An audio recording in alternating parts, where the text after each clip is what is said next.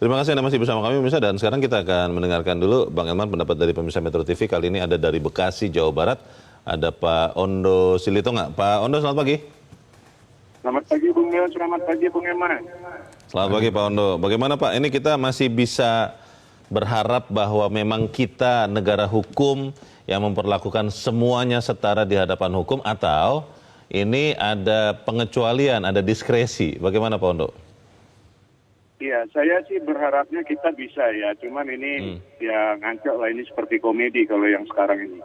Equality before the law itu bukan tergantung pada lokus dan tempus ya. Ini jadi lucu ini. Presiden bilang berantas korupsi tanpa pandang bulu, tapi di bawahnya ada yang tidak menaati itu. Dengan alasan sudah larut malam, terburu-buru sehingga Mr. Febri tidak dipakai rompi dan tidak diborgol. Ini tidak masuk akal bagi rakyat yang sehat. Kok yang lain seperti Ketua BGN diborgol dan dipakai rompi? Bila terburu-buru itu dikarang-karang saja, SOP-nya kemana? Equality-nya jadi inequality, diskriminasi hukum atau hukum tebang pilih atau imunitas hukum. Jadi saya berharap ini equality before dulu itu diterapkan dengan baik, jangan hanya kepada rakyat saja, tapi kepada atasan yang melakukan pemeriksaan juga. Jangan sungkan terhadap atasan atau teman sejawat, dilarang saling mendahului para metron ini jadi begitu. Jadi hendaknya hukumannya juga setara nanti di kemudian hari. Demikian, terima kasih. Terima kasih Pak Ondo di Bekasi, Jawa Barat untuk pendapat Anda Pak. Selamat pagi.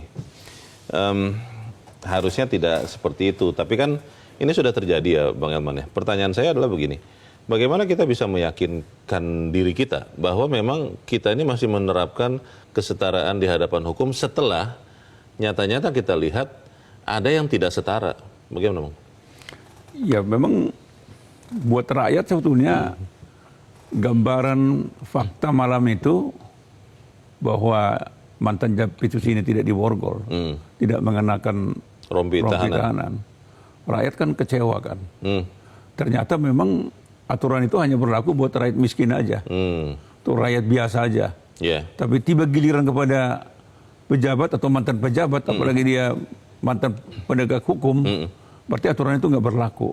Dan pada saat itu sebetulnya masyarakat sudah memvonis ke depan juga seperti ini juga gitu. Akan seperti itu. Akan seperti ini juga. Karena sudah ada presiden ya.